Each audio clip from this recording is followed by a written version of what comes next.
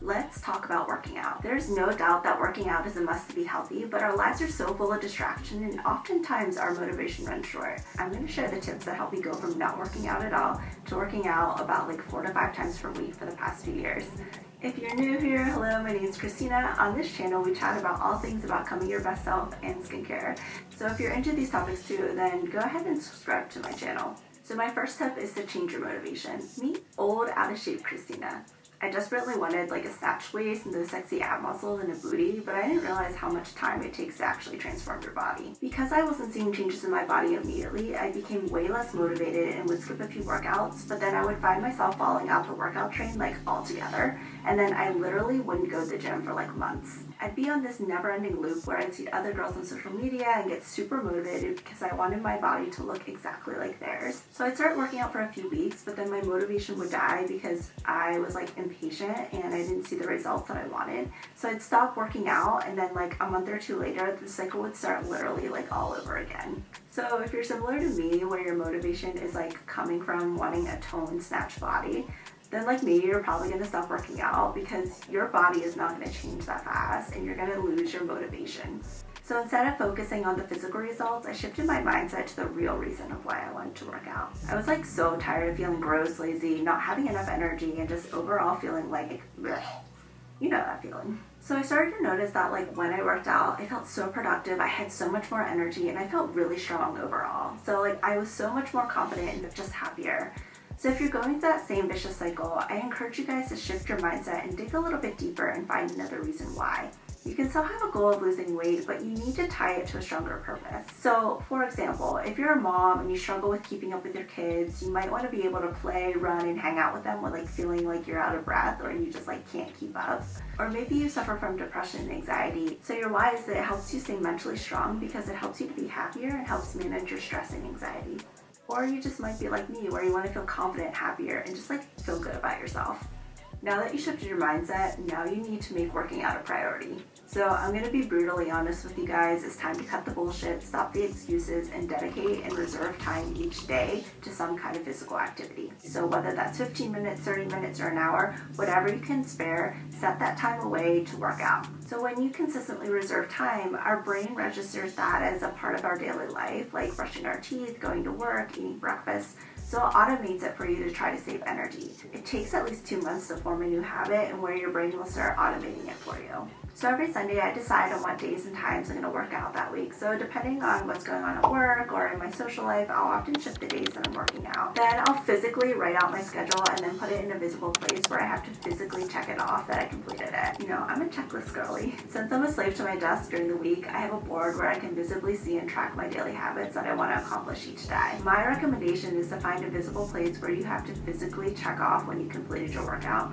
So get a whiteboard for a refrigerator or for your desk, or use a task list on your computer screen or your phone, or whatever works for you. Since our lives are driven by our calendars, make sure you add it to your calendar to block off the time. Now that you have your schedule, you've blocked your time, now you have to make a plan to make sure that other things in your life don't creep in and actually prevent you from working out. My next tip is to figure out what kind of workouts you like. In college, I used to be a treadmill or an elliptical girly where I would go to the gym, run for like an hour like a hamster, and I don't know how I did that because I literally hate running right now. I get so bored and my endurance sucks, like it's horrible. Then I dabbled in weightlifting and did CrossFit for a few years. I was like tired of feeling sore all the time, and I found that I hated working out because the workouts were like so hard that I ended up working out like once a week, and then I was not consistent at all. So during COVID, I did more home hip workouts and then lifted weights in our gym. Now I switch between a strength class, Pilates, berries, or Orange Theory. I really love to mix it up, and I've started to listen to my body about more what it needs and what it's craving. And I know that sounds a little woo-woo, but instead of pushing my body hard like I used to,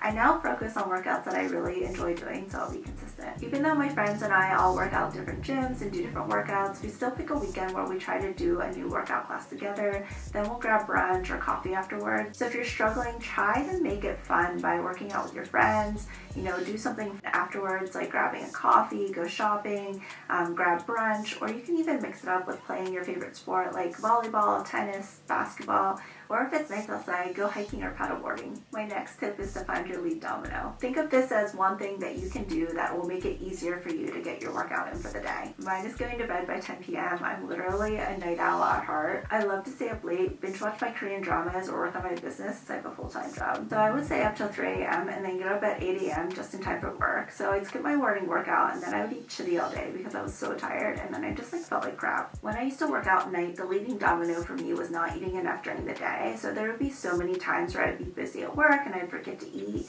So literally, I wouldn't eat anything all day. Needless to say, I didn't have enough energy to work out, plus I was starving and too hungry to cook, so I ordered Uber Eats and spent like $1 million.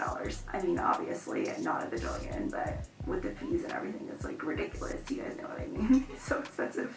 This became a pattern. I got into this really unhealthy cycle of wasting money, eating crappy, and then not working out. So think about the times where you missed your workout and figure out what your leading domino was. Was it that your friends wanted to go to happy hour or grab dinner? Or maybe you didn't plan well with your significant other, your partner, your husband, and you didn't have anyone to watch your kids. Or maybe you were like me, where you didn't get enough sleep, or you didn't fuel your body properly, so you didn't have any energy to work out during the day. So write down your leading dominoes and then figure out what you can do to make sure that you're able to do that one thing every single day, so you'll be able to get your workout in. My next tip is to get rid of the all or nothing mentality. I used to struggle with this so much, especially when I was doing CrossFit. I thought I had to do the hardest workouts, lift the heaviest, just go all out and be so hard on my body. I would be so sore, and when it came to work out again, my body was like, please no, and I didn't want to work out. I thought I had to go all out or else it wasn't worth working out, but I was so wrong. What ended up happening is I could only work out maybe once or twice a week, or I'd be so tired, maybe I didn't sleep well, or I was just exhausted by the day. So I would just make an excuse oh, I can't go hard today, so I'm just gonna skip and then I'll get back at it tomorrow.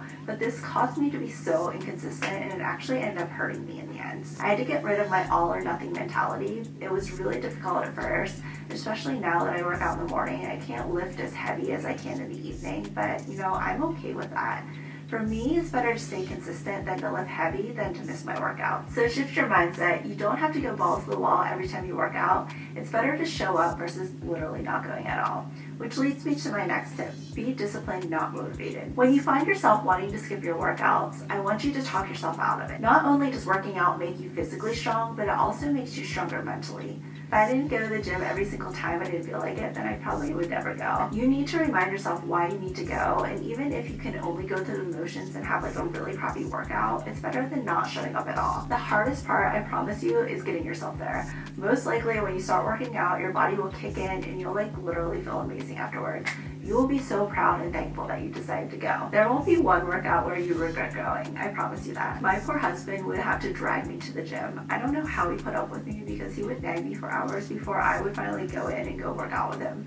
But every single time after the workout, it would always feel so amazing. I would thank him for pushing me to make me go. Do you know that annoying little naggy feeling you get when you don't want to go to the gym, but your body is telling you that you need to go and your mind is telling you the opposite? Well, you need to listen to it, suck it up, and just go. Because if you don't, I promise that you're going to feel so disappointed in yourself, and you're going to regret that you didn't follow through. Then you'll rationalize by saying, oh, today's a rest day, or it's okay because I'm too sore.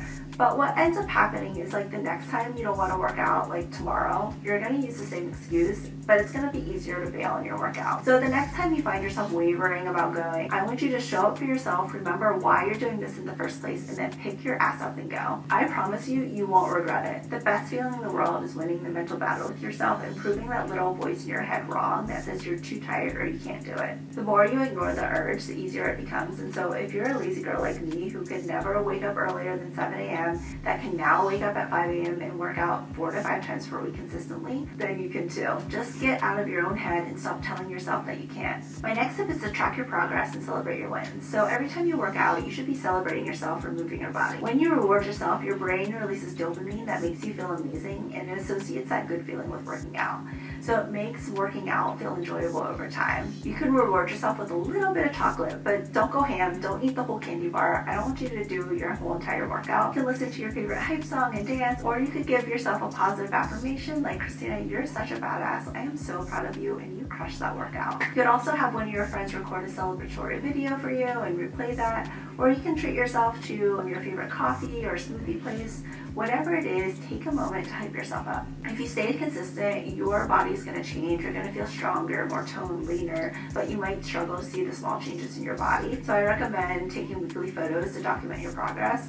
Also document your progress on your notes app, on your phone, or if you're type A like me, make an Excel spreadsheet to document how much weight you lifted and how many sets you did. it. If you're a runner, you can document your distance and your pace, or if you do Pilates and yoga, maybe you were able to hold a plank or a specific pose longer than you did the last time you worked out. Whatever it is, document your progress and your success, and then review your pictures and notes once a month, and then celebrate yourself for all the progress that you made. Make it an event, grab dinner or drinks with your besties, your husband, significant other, or partner, or treat yourself to a spa day, or purchase that outfit you've been saving in your cart. So I want you guys to comment below if you're starting your fitness journey or you're going through it right now, so we can support, motivate, and encourage each other. You got this. I believe in you, and thanks so much for chatting with me today. I hope to see you in my next video.